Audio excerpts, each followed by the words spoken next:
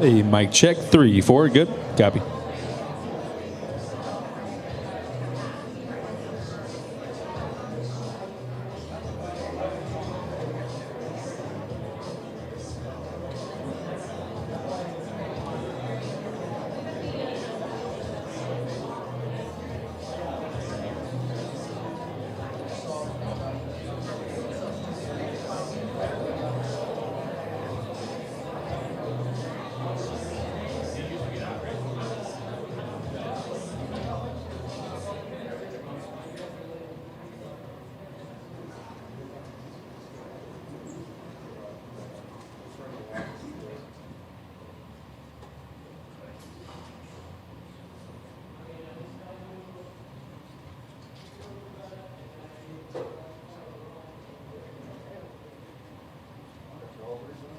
Yes, I do, baby.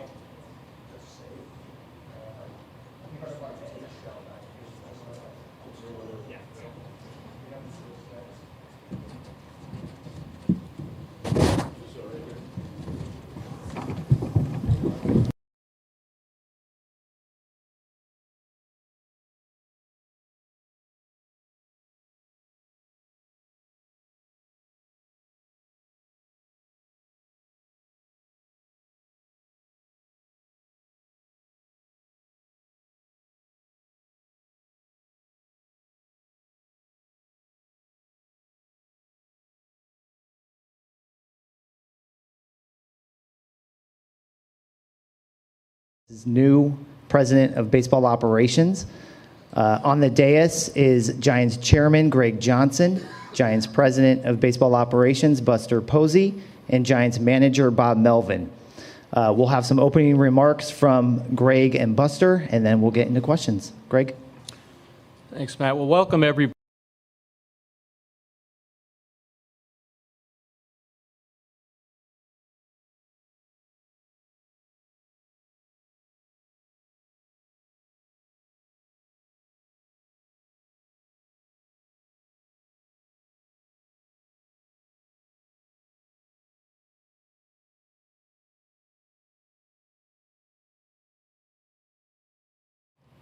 I also want to thank Kristen Posey for agreeing to this, because that may be one of the biggest sacrifices with 4 young ones at home. We certainly appreciate that.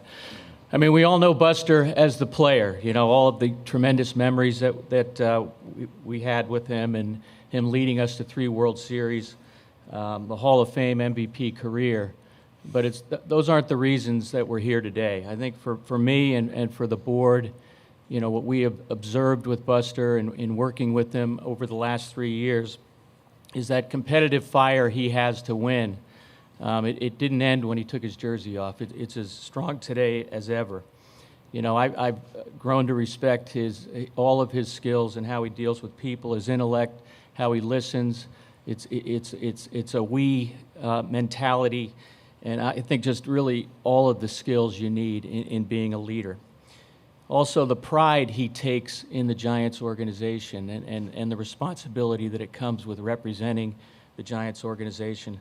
So I think we believe there's no better person to lead the baseball side and set the right tone at the top for the Giants organization. But I think the most important is just his desire to build the kind of team that lives up to the expectations of our fans.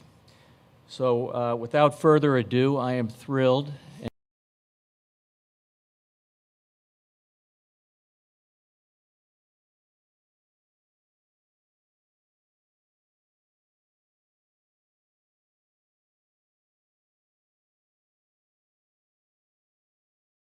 have an opportunity to be in this role. I'm excited to be a part of a team again. San Francisco Giants organization is all I've ever known.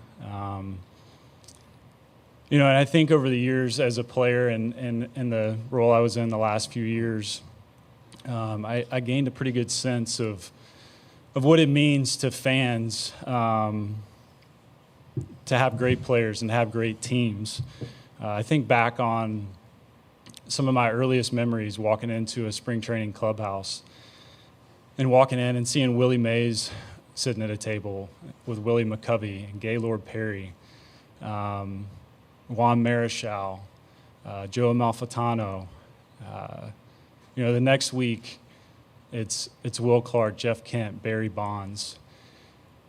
And I always appreciated, and I don't think I'd appreciated it as much when I was a younger player, but as time went on, I appreciated just what that meant, not only to the community, but to us as players, and that there's a standard and expectation for being a San Francisco Giant. And it's a privilege to try to go out there on the field and hold ourselves accountable to that standard.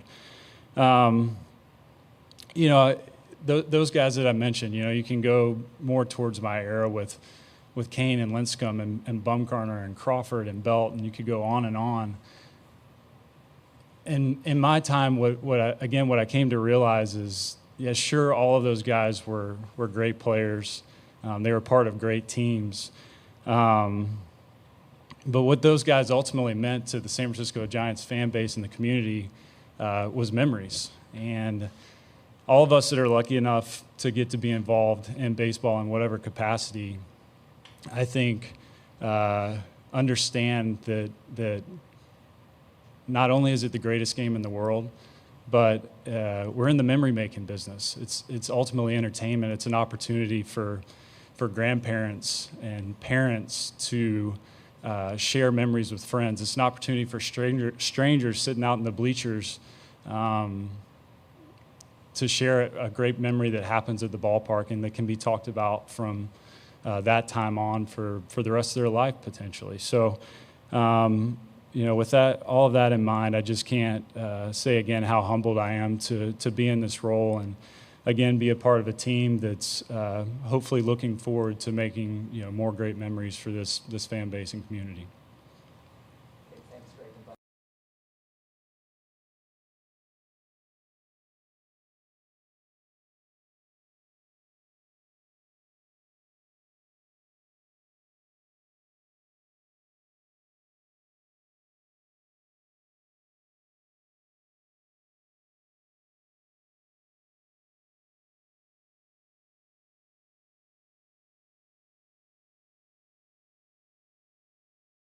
I'm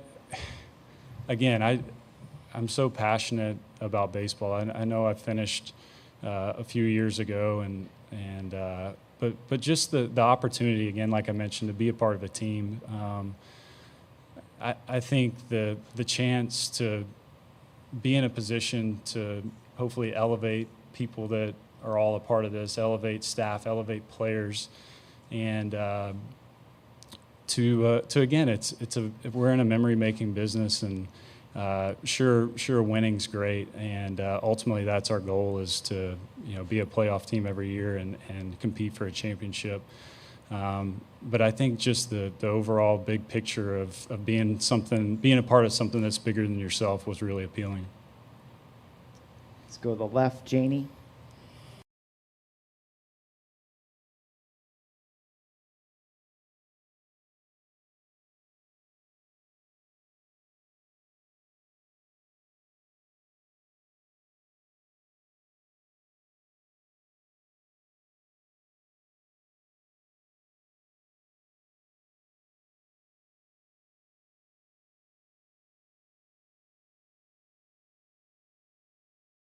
Just being a day and a half into this, I've already had some conversations and plan to have a lot more conversations. And one thing I'm very confident about, and because I've known these people for a long time now, is there's a tremendous amount of great people in place that are on the same page and wanting to work to get this team where we all know it should be. I think it's what I'm excited about are the relationships. It is about having a common vision and working towards a goal and having a standard of what the expectation is to be a San Francisco Giant. Susan? Buster, what do you think the rest of your front office might look like? Are you planning on any changes there? Yeah, we're going to hire a GM. That's going to be one of the first tasks right out the gate. Pete's been made aware that he'll be moving off the GM role, and we'll kind of work through what some other responsibilities might look like for him. you obviously don't have a lot of experience in this kind of role. What's your response to people that discuss that, your relative lack of experience, and what that might mean for who you're looking for a GM? Yeah, I mean, it's fair. I mean, everybody's entitled to their opinion. And again, I do think a strength of mine is that I'll be all ears and listening and taking in information from people that have been doing this for a long time. And I do think it's important that we bring in a guy or girl that's been, well-versed in all aspects of front office. And I would add that we have a very deep and experienced front office with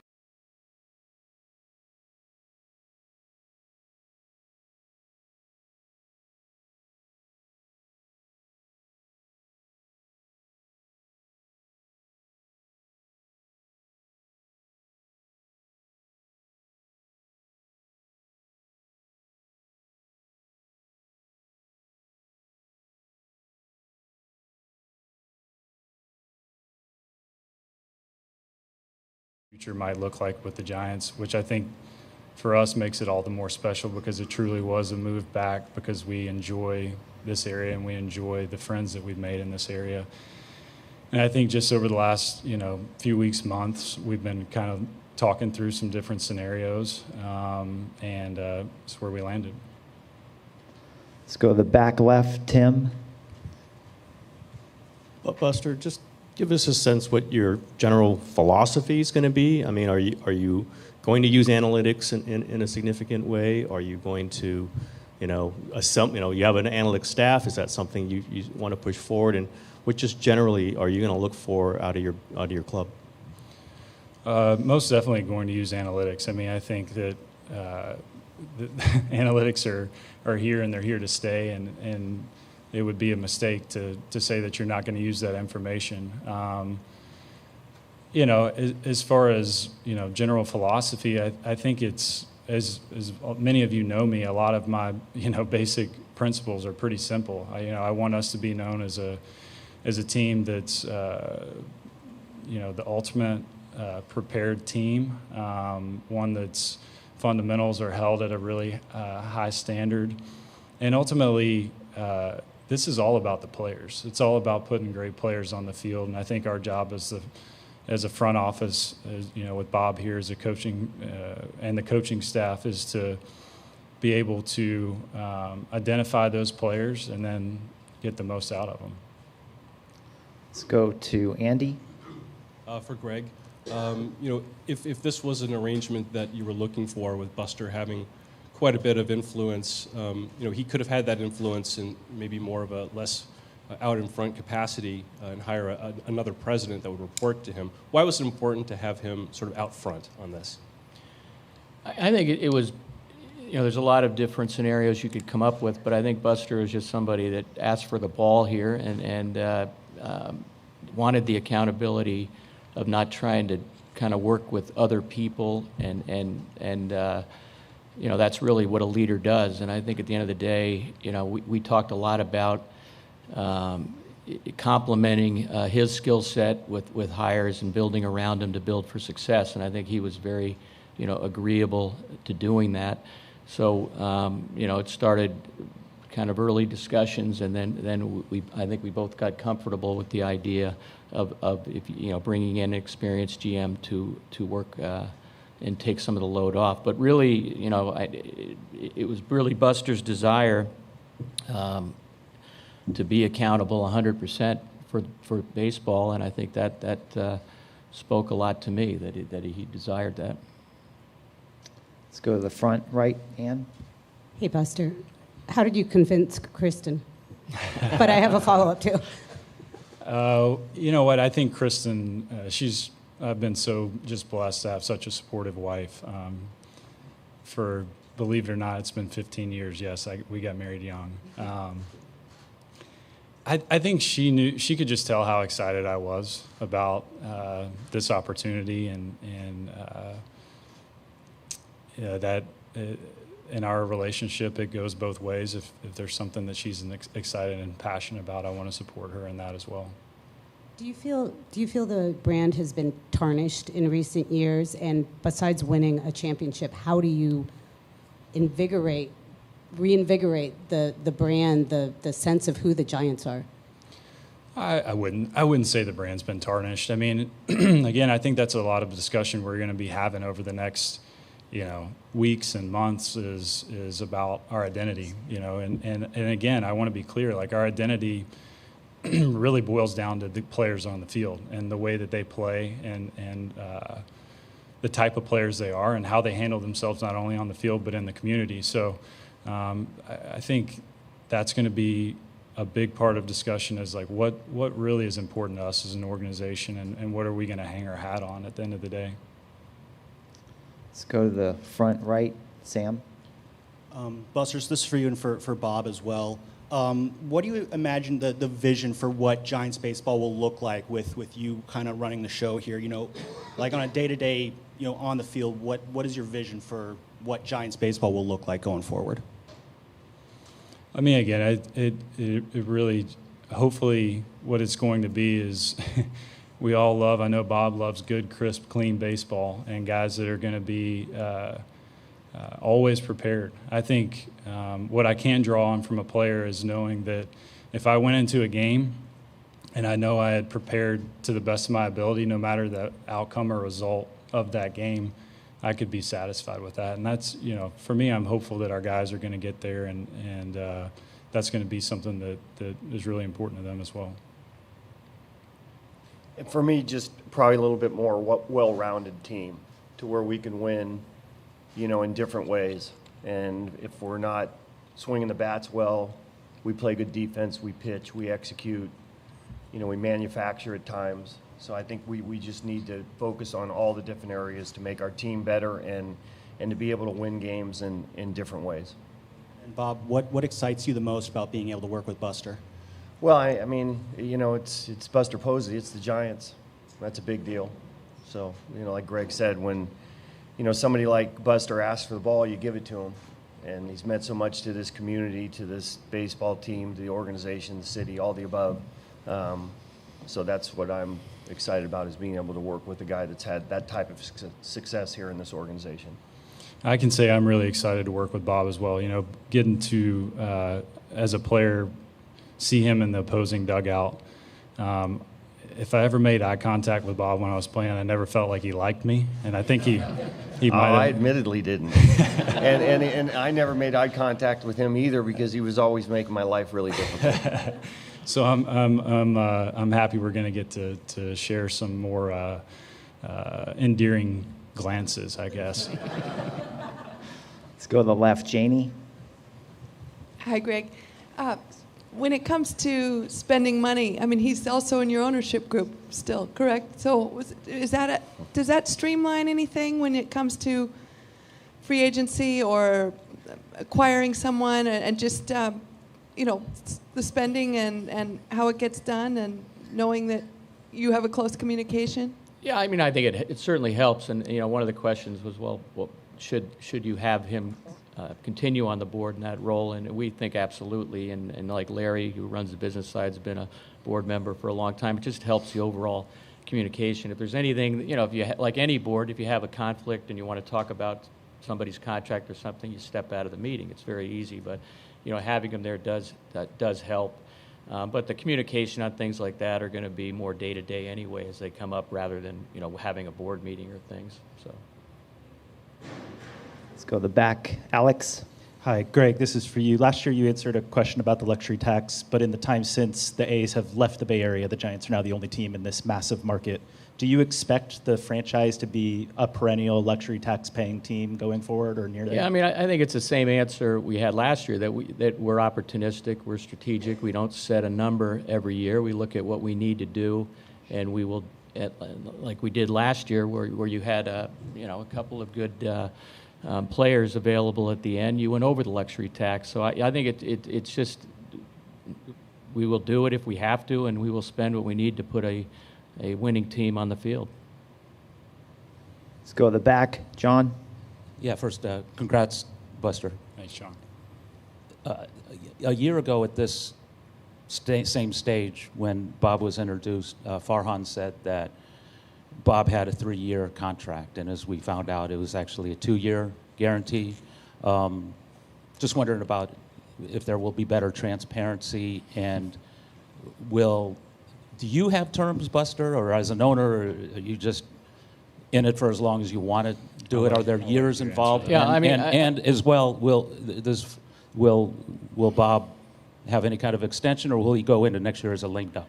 Yeah, one, I'm not sure transparency is required for discussing contracts anyway, because I think they get in the way of running a team during the year, and a lot of questions that come up that are very disruptive.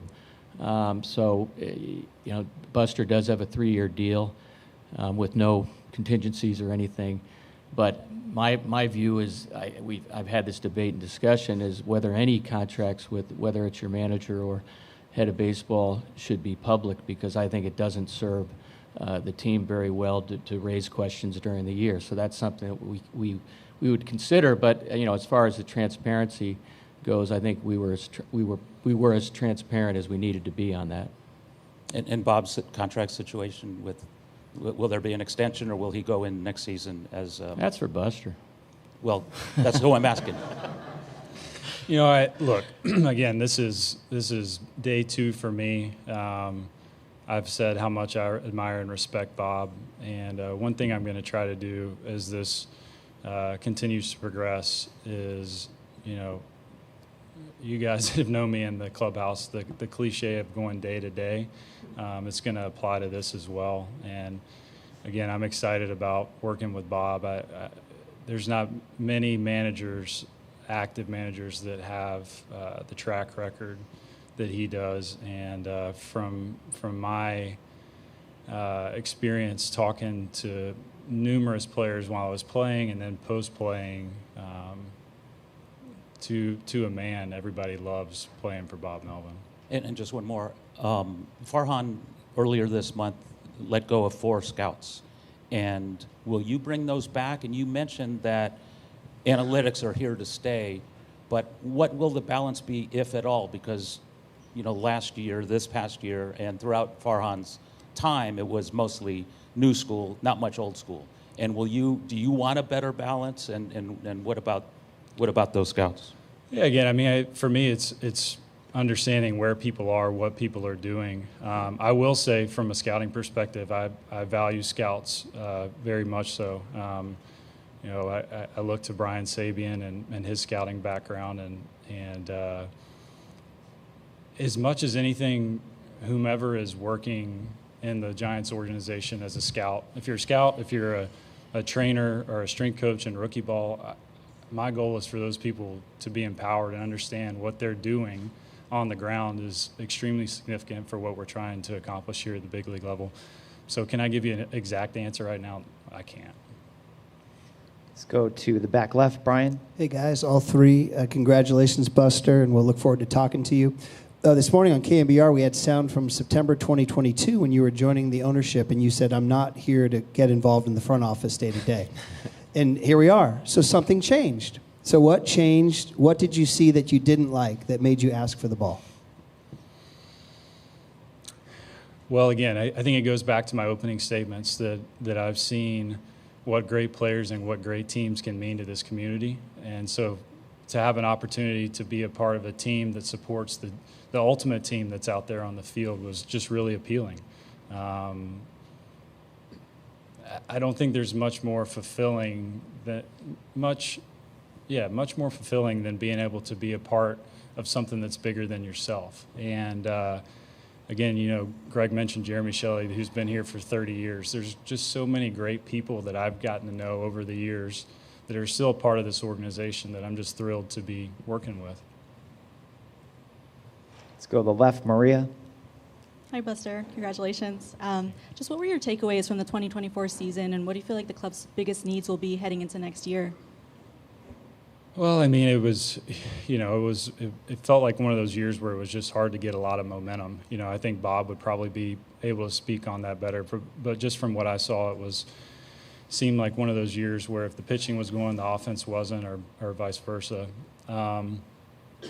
Look, I hate to be, probably want more specifics, but ultimately, as a group, our goal is to put the most talented baseball players on the field, whatever position that is,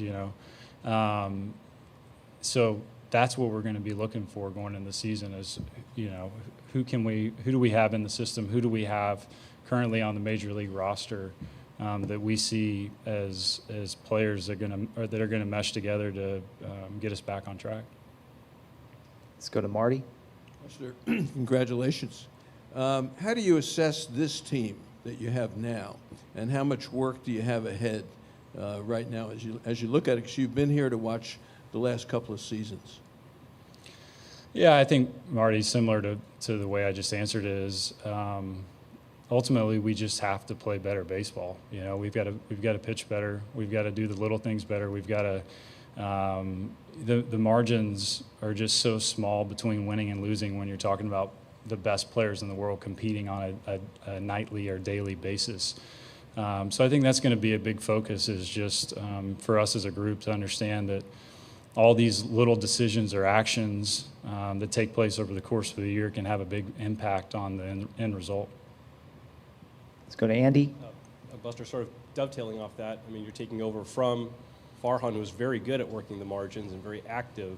How do you just imagine the mechanics of your day-to-day will go? Are you going to be on the phone with Bob after a Wednesday night, finding out what lefty you can get to Houston the next day? Or, how much do you plan to delegate, and how much do you plan to really just have your fingers in this day-to-day? Yeah, Bags, I mean, I think that remains to be seen.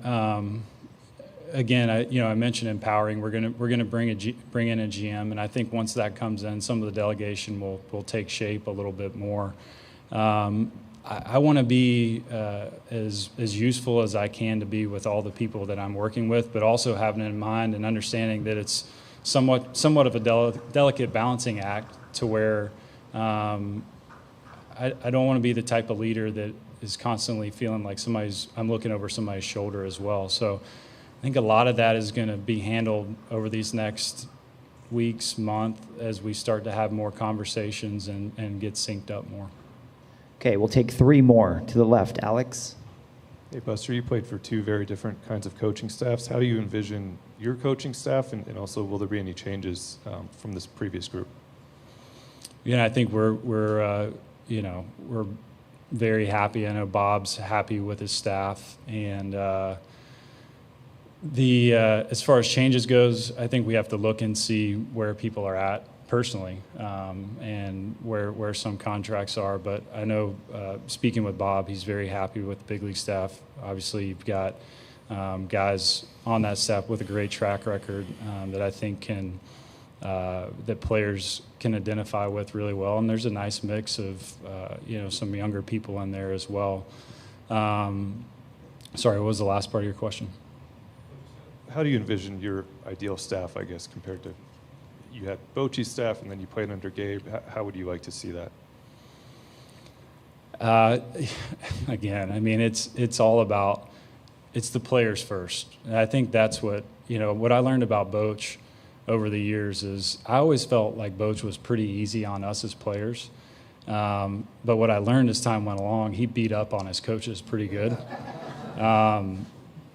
And I think, again, from my experience with Boch and Sabes and talking with Bob, is the understanding that ultimately your job is a supporting role, right? Our job in the front office is a supporting role. Our job, their job as a coaching staff is a supporting role. So, I mentioned a balancing act and a fine line to Bags on another question, but I think one of the challenges is going to be, with all the information we have now, is going to each player, and a lot of this does fall on the coach, is how much information can you give that player before it's too much, before it's diminished returns, and understanding that this guy's not exactly like the guy sitting right next to him in the locker. I think that's in today's game, that's a big part of preparing for the game, whereas early on in my career, that really wasn't a big part of the game. So we want guys ultimately too, when I say guys, the guys on the field that are out there every single night and day, to be accountable for their own careers. And I do think we live in our this day and age in our baseball world, where there is so much information that it's easy sometimes to shift blame for one reason or another. And ultimately, I do hope to have a group of guys that no matter what, they can be accountable for their own selves and careers on the field. Susan? Buster, obviously a big part of this job is dealing with free agents, and I know you can't talk about potential free agents until the season's over and that period begins, but you guys have a pretty prominent free agent of your own. What are your thoughts on Blake Snell and potentially bringing him back? When might you start talks? I mean, Blake's one of the, premier starting pitchers in the big leagues, has been for a while. And the run he went on the last 12 or 14 starts, I think I saw a quote from Bob. It was really like nothing you'd ever seen. So he's obviously somebody that's going to be a priority for us to take a hard look at and make a decision as a group. Last one to Justice. Hey, Buster. As far as looking for a GM, what are some of the ideal traits that you look for? And given that free agency is roughly a month away, what's your ideal timetable as far as hiring a GM? Yeah, to answer the back end of that first, I think it's right away. I think we get going on this right away and get some potential candidates in and get interviews going. As far as qualities, I want a leader. I want a servant leader. I want somebody that, again, is going to empower the people that are working with them and for them. Ideally somebody that does have somewhat of a scouting background, I think will be important for me as well. And again, having in mind that today's game is so much about meshing what your eyes see and your instincts are with what the data is telling you. Okay, that will conclude today's press conference. Thank you guys so much for attending, and Buster, congratulations. Thanks.